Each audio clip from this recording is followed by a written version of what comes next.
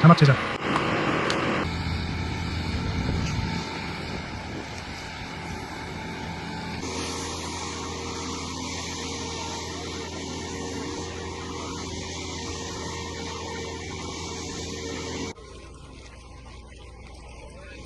자막 제작 디마토로 조카.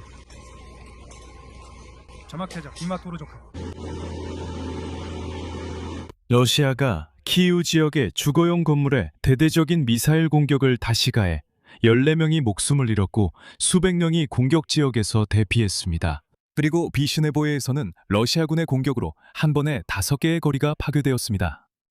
키이우에서는 밤새 폭발음이 들렸고 아침에도 계속되었습니다. 7월 6일 밤 키이우에 대한 새로운 대규모 공격은 안타깝게도 우크라이나 방공 시스템이 탄도미사일을 효과적으로 막지 못하고 있다는 것을 보여주었습니다. 우크라이나는 이미 유엔 안전보장이사회 긴급회의 소집을 요청했습니다. 그리고 우크라이나 대통령 볼로디미르 젤렌스키는 내일인 7월 7일 앙카라에서 열리는 나토 정상회담에서 방공 강화 문제를 논의할 계획입니다. 그리고 그곳에서 그는 트럼프와 모든 나토 정상들과 만날 예정임을 다시 한번 말씀드립니다. 그리고 바로 이 정상회담과 러시아의 이러한 야만적인 공격들이 연관되어 있을 수 있습니다. 알려져진 바에 따르면 나토 정상회담에서 도널드 트럼프는 블라디미르 젤렌스키와 만난 후 블라디미르 푸틴에게 전화를 걸 예정입니다. 그리고 지금 크렘린은 미국인들, 특히 트럼프에게 러시아가 마치 승리하고 있는 것처럼 보여줄 필요가 있습니다. 그래서 바로 나토에 압박을 가해야 한다고 생각하는 것입니다. 이번 방송에서는 지금까지 알려진 모든 내용, 그리고 러시아의 우크라이나에 대한 야만적인 공격과 관련된 모든 것을 논의하겠습니다. 한편 우크라이나는 반격을 가했으며 특히 옴스크 정유 공장이 타격을 입은 것으로 알려졌습니다. 이곳은 러시아에서 가장 큰 석유 정제 공장입니다. 우크라이나 국경에서 2,500km 떨어진 곳에 위치해 있습니다. 또한 오늘 우크라이나는 아조프해에서 유조선 2척을 파괴했습니다. 이 탱크들은 타갈로크에서 크림반도로 향하던 휘발유 운반 유조선이었습니다. 또한 육지에서는 S-400 방공 미사일 시스템 2기, 케르치 석유 저장소, 메보유 레이더가 타격을 입었습니다. 전반적으로 여러분이 이해하듯이 우크라이나는 우크라이나의 평화로운 도시를 공격하고 주택을 파괴하는 러시아인들에게 보복 공격을 가하고 있습니다. 우리 모두 함께 이 내용을 이야기해 봅시다. 제 이름은 알렉세이 패치입니다. 이 주제에 대해 이야기해요. 하지만 시작하기 전에 채널을 구독해 주시고 이 영상에 좋아요를 눌러주시며 댓글도 꼭 남겨주세요.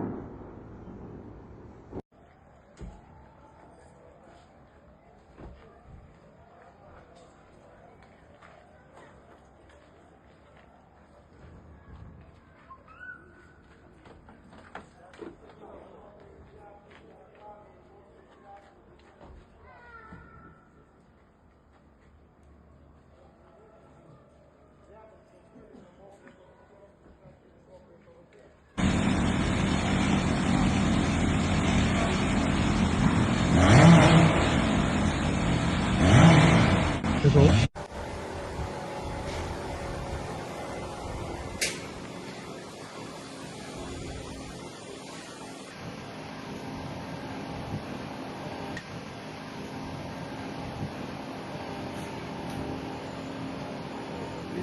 계속됩니다. 계속됩니다. 계속됩니다. 계속됩니다.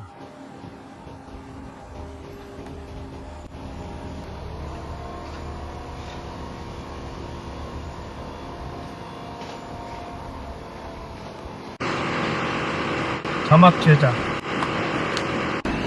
자막 제작. 디마토르족.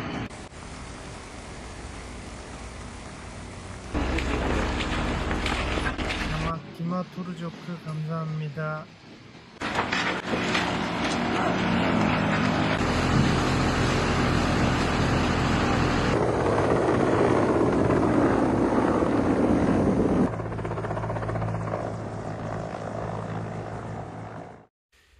자, 키이우와 그 지역.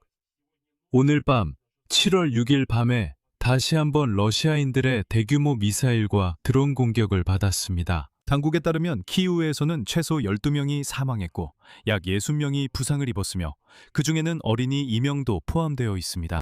키이우주에서는 3명이 사망했고 또 16명이 부상을 입었습니다. 그리고 이것은 아직 수색 및 구조 작업이 계속되고 있기 때문에 현재까지는 잠정적인 집계라는 점을 강조합니다. 키이우 시장 비탈리 클리치코는 부상자 27명, 그 중에는 어린이들도 포함되어 있으며 이들이 지금 병원에 있다고 전했습니다.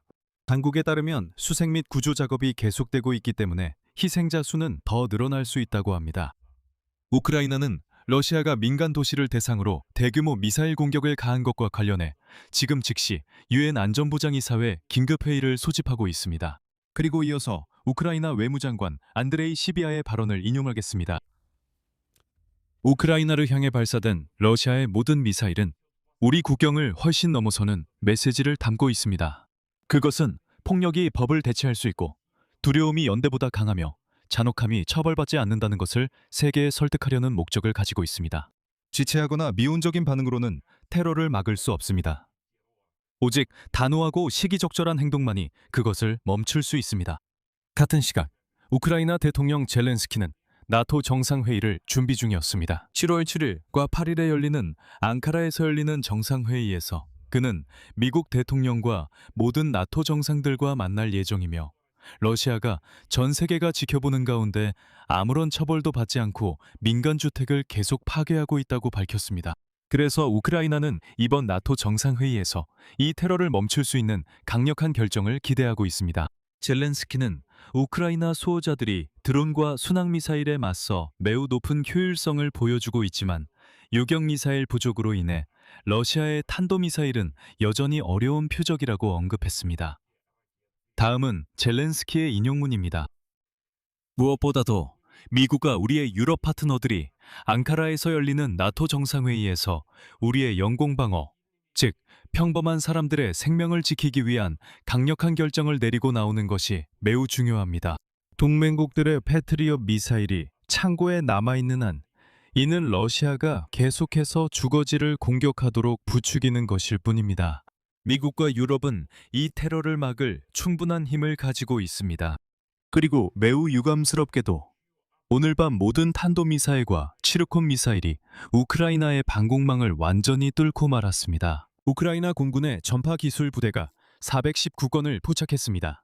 중 공격 수단이었으며 그 중에는 68발의 다양한 종류의 미사일과 351대의 공격 드론이 포함되어 있었습니다. 적의 미사일 무기는 다음과 같은 종류로 구성되어 있었습니다. 6발의 대함 미사일 치르콘 또는 오닉스가 러시아 연방 쿠르스크 지역에서 발사되었습니다. 23발의 이스칸데르 M 또는 S-400 탄도미사일 이 브랑스크, 오률, 쿠르스크 지역에서 발사되었습니다. 33발의 순항미사일 KH-101 이 볼로그다 지역에서 발사되었습니다. 6발의 칼리브르 순항미사일 이 노보로시스크에서 발사되었습니다. 노보로시스크를 더 강하게 타격해야 합니다. 발사된 모든 미사일 중에서 방공 전력이 KH-101 순항미사일 31발과 칼리브르 미사일 6발을 격추하는 데 성공했습니다.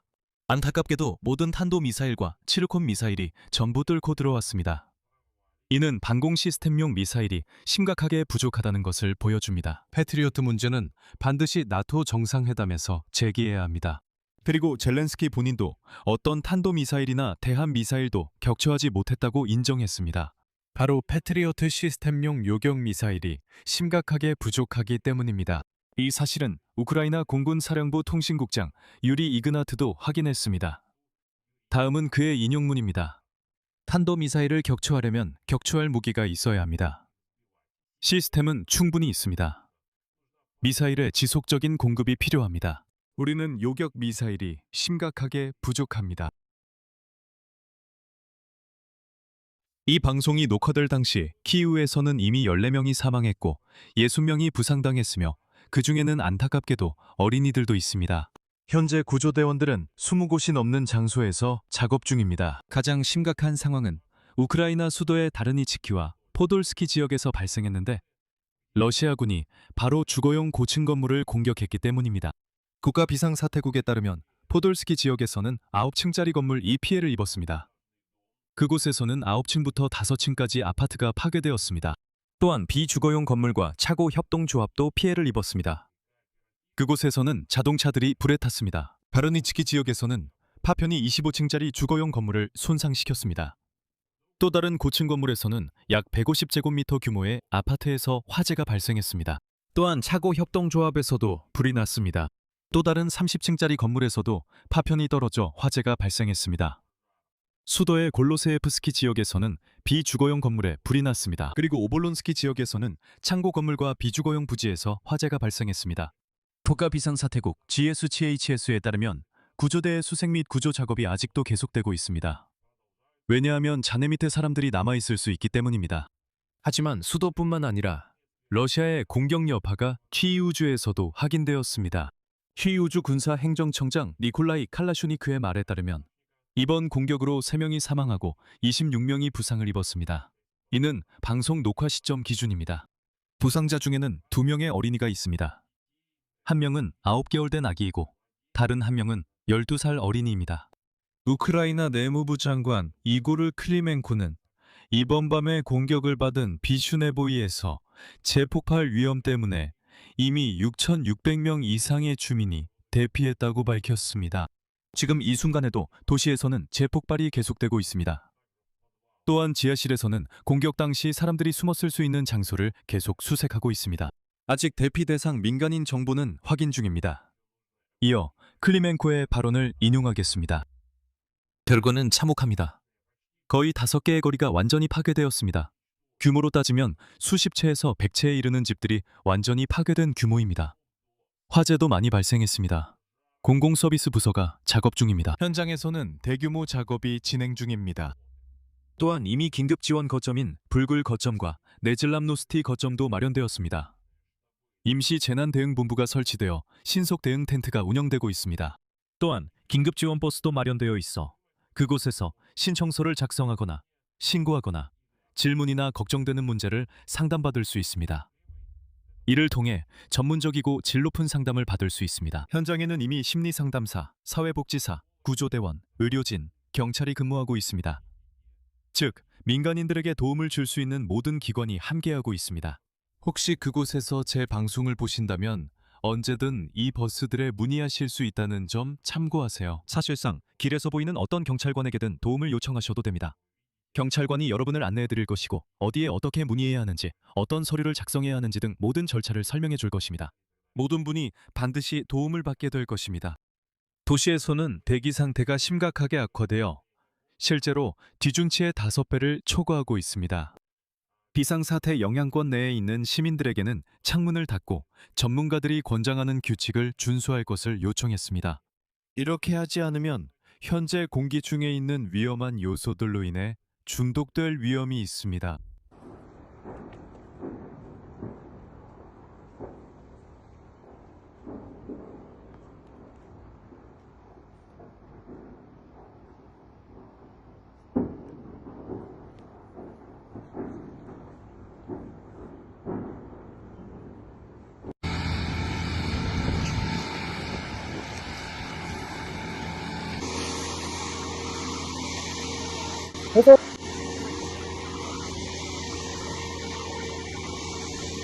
계속됩니다.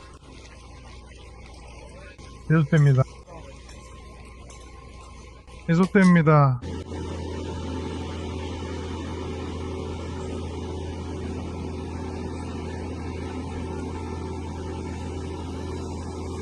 계속됩니다. 하지만 그게 다입니다. 계속됩니다.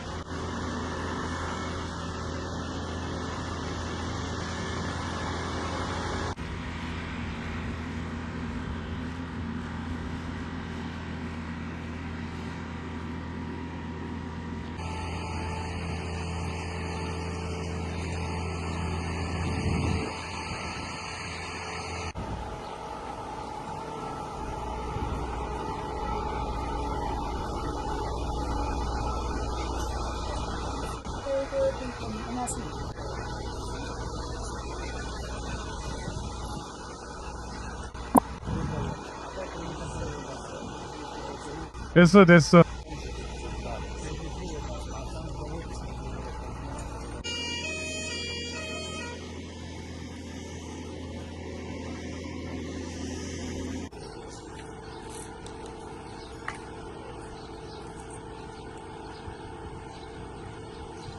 한편 우크라이나 공군은 러시아가 가까운 시일 내에 우크라이나에 다시 미사일 공격을 가할 수 있다고 경고했습니다. 이전에 대규모 공격이 7월 2일에 있었고 새로운 공격은 벌써 6일에 일어나다는 점을 상기시켜드립니다. 두 공격 사이의 간격은 불과 4일이었지만 그 간격은 더 짧아질 수도 더 길어질 수도 있습니다. 우크라이나 공군 대변인 유리 이그나트는 공격 간격 차이가 미사일 생산 때문이라며 이는 복잡하고 시간이 많이 든다고 설명했습니다. 평균적으로 이런 공격은 약 열흘에 한 번씩 반복됩니다. 하지만 이그나트는 적이 공격 주기를 바꿀 수도 있다고 덧붙였습니다. 그는 이제 러시아가 이전 공격 다음 날에도 공격을 가할 수 있다고 언급했습니다. 그리고 7월 2일 공격 전에 이미 러시아가 한 번에 2, 3번 연속 공격할 수 있을 만큼의 미사일 전력을 축적했다는 정보가 있었다는 점도 상기시켜드립니다. 따라서 정말로 가까운 시일 내에 세 번째 공격이 발생할 수도 있다는 가능성을 배제할 수 없습니다. 불행하게도 이는 새로운 피해를 가져올 수 있습니다. 그리고 러시아 자체에서도 이번에 그들이 정확히 무엇을 타격했는지 이미 설명했습니다. 오늘 그들이 공격한 초중요 시설들이란 결국 주택들이었습니다. 이렇게 소위 러시아 국방부는 우크라이나에 대한 야간 공격을 인정했습니다. 그들은 러시아군이 목표를 타격했다고 주장했습니다. 계속해서 인용을 하자면 군수산업시설, 치유와 치유주에 있는 연료, 에너지 단지, 그리고 드네프로페트롭스크, 폴타바, 체르카시, 체르니고프, 치유주에 있는 군 비행장 인프라라고 했습니다. 러시아 국방부는 또한 이번 공격이 우크라이나가 러시아 영토 내 민간 인프라를 공격한 것에 대한 대응이라고 주장했습니다. 여기서 다시 한번 강조하겠습니다. 러시아는 이 전쟁의 침략자이자 주된 주도자로서 이론적으로라도 결코 보복 공격을 할 수 없습니다. 왜냐하면 러시아의 모든 행동은 처음부터 침략 행위였고 이것이 이후 러시아 영토에 대한 모든 공격을 초래했기 때문입니다. 인과관계는 러시아가 전쟁을 처음으로 시작했다는 것을 우리에게 말해줍니다. 러시아가 처음입니다. 불법적으로 아무런 도발 없이 2022년 2월 24일에 우크라이나를 공격했습니다. 러시아가 아무런 도발 없이 처음으로 크림반도를 점령했고 우크라이나 돈바스에서 학살을 일으켰습니다. 따라서 러시아로 날아가는 모든 것은 보복 공격입니다. 이것은 유엔 헌장 51조에 따른 자위권입니다. 러시아가 하는 모든 일은 모두 침략 행위입니다. 보복 공격이 아닙니다. 침략자는 그렇게 할 수 없습니다. 대응하거나 그들이 주장하는 것처럼 방어할 수 없습니다. 그들은 지금 국제법의 모든 논리를 완전히 뒤집으려고 하고 있습니다. 그리고 그들은 자신들이 유엔 헌장 51조의 자기 방어권을 이용했다고 주장하려 하고 있습니다. 그들은 자신들을 방어하고 러시아 영토로 아무것도 날아오지 않게 반격한다고 말합니다. 계속해서 제 방송을 시청하는 러시아인 여러분, 지금 이 말을 특별히 여러분을 위해 전합니다. 러시아가 먼저 우크라이나를 공격했습니다. 그리고 러시아가 우크라이나에 대한 모든 공격을 멈추는 그 순간 러시아가 씻지도 않고 야만적인 러시아 군인들을 모두 우크라이나 영토에서 철수시키는 그 순간 모든 것이 끝날 것입니다.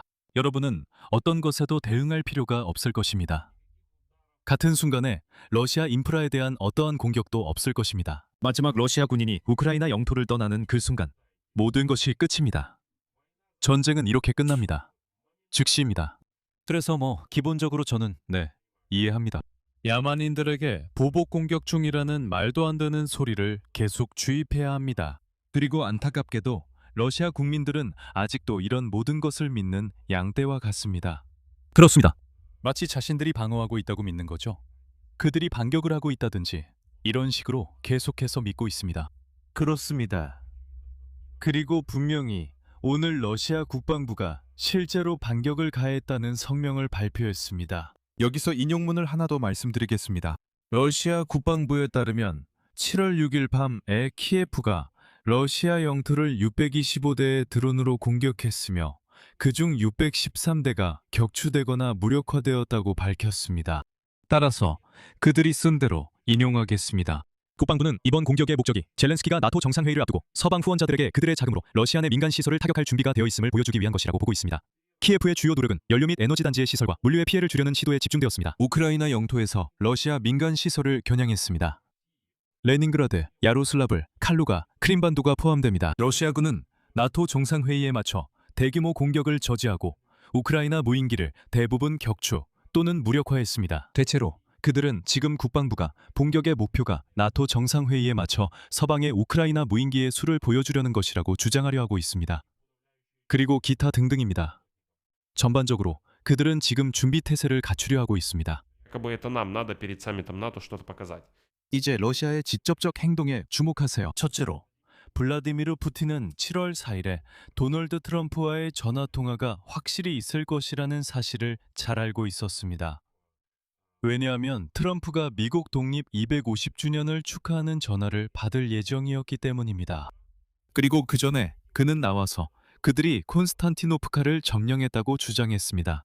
7월 4일 트럼프와 통화 후 보좌관 우샤코프가 뭐라고 했는지 보세요. 그는 블라디미르 푸틴이 도널드 트럼프에게 현지의 현실을 강조했다고 말합니다. 그는 러시아군이 이기고 있다고 주장했고 러시아가 콘스탄티노프카를 점령했다고 강조했으며 기타 등등을 강조했습니다. 그러니까 그에게 우리가 이기고 있다는 이미지를 만들어야 합니다. 그리고 트럼프에게 봐라, 우크라이나를 도와주는 건 의미가 없다. 젤렌스키를 지지하는 것도 의미가 없다고 보여주려는 거죠. 왜냐하면 의미가 없으니까요. 그들은 지고 있으니까요. 봐, 우리는 새로운 영토를 점령했어. 우리는 대규모로 공격해서 키이우를 파괴하고 주거용 건물들을 무너뜨리고 있어. 그러니까 이제 네가 직접 젤렌스키에게 압박을 가하는 게 더 나아. 그게 다야. 그리고 분명히 나토 정상회담 전에 그들이 일부러 내일 간격으로 2차례의 파상 공세를 감행한 건 우리가 자주 공격할 수 있다는 걸 보여주기 위해서야.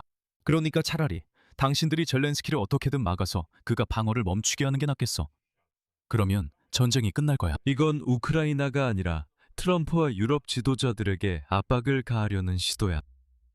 그리고 지금 우크라이나는 자기 할 일을 해야 함을 이해해야 한다. 이 영상이 녹화되는 바로 이 순간 키이우 시간으로 14시 30분에 또 한 번 러시아 정유공장에 공격이 있었다고 전해지고 있어. 그곳은 우리 국경에서 2000헵킬로미터가 넘는 거리에 있어. 그리고 아마도 이게 지금까지로서는 기록적인 일이 될 거야. 그리고 러시아 언론들은 이제부터 우크라이나가 러시아의 모든 주요 정유공장에 타격을 가했다고 볼 수 있다고 보도하고 있어. 옴스크 정유공장은 11개 정유공장 중 마지막으로 타격을 받지 않은 곳이었어. 이제 옴스크 정유공장도 공격을 받은 거야. 드디어 우리가 이전 방송에서 논의했던 것처럼 이제 남은 목표는 단 하나뿐이었고 그곳을 타격하면 이야기가 끝난다고 했었지. 여기서 말하는 끝났다는 건 모든 정유공장이 타격을 받았다는 의미야. 그리고 우리가 거기까지 도달했다면 계속해서 이런 정유공장들을 체계적으로 공격해야 해. 다시 한번 강조하지만 러시아의 모든 공격은 침략 행위야. 안타깝게도 일부 우크라이나인들조차 마치 그들이 보복 공격을 하는 것처럼 여기기 시작했지만 그런 일은 전혀 없어. 그들이 전쟁을 시작했고 이제 대가를 치르고 있어. 푸틴은 자신의 경제가 불타고 있고 정유소들도 불타고 있다는 걸 아주 잘 알고 있어. 러시아에서는 그들이 언젠가는 질문을 하기 시작할 테니까. 그래서 푸틴은 승리도취의 이미지를 만들어낼 필요가 있는 거야. 지금 러시아인들이 예를 들어 모든 주요 정유소가 타격을 입었다는 사실을 논의하는 대신 그들은 키우에 대한 공격이나 비슈네보에에 대한 공격을 논의하게 될 거야. 거기서 네프튠 미사일을 생산하는 어떤 공장을 공격했다는 식으로 그들이 말하는 것처럼 말이야. 그리고 그곳에서 대피가 있었다든지 그런 이야기들을 하게 될 거야. 그래서 그들이 자국에서 무슨 일이 일어나는지보다 이런 걸 논의하게 만든 거야. 참고로 씻지 않을 러시아는 내가 만든 표현이 아니야. 왜인지 러시아인들이 이 표현에 굉장히 기분 나빠하는 걸 알고 있지만 사실 씻지 않은 러시아라는 문구는 당신네 동포가 만든 거야. 그 사람은 그 더러운 환경에서 살아봐서 자기가 무슨 말을 하는지 잘 알고 있었다. 여기서 말을 줄이겠습니다. 여러분의 의견과 결론을 이 영상 아래 댓글로 남겨주세요. 채널을 구독하고 알림 설정을 누르시고 이 유튜브 채널의 활동을 응원하고 싶으시다면 좋아요도 잊지 말아주세요. 이것은 이 영상 설명에 있는 링크와 계좌 정보를 통해 후원하실 수 있습니다. 오늘은 여기까지입니다. 건강 조심하세요. 모두 안녕히 계세요. 자막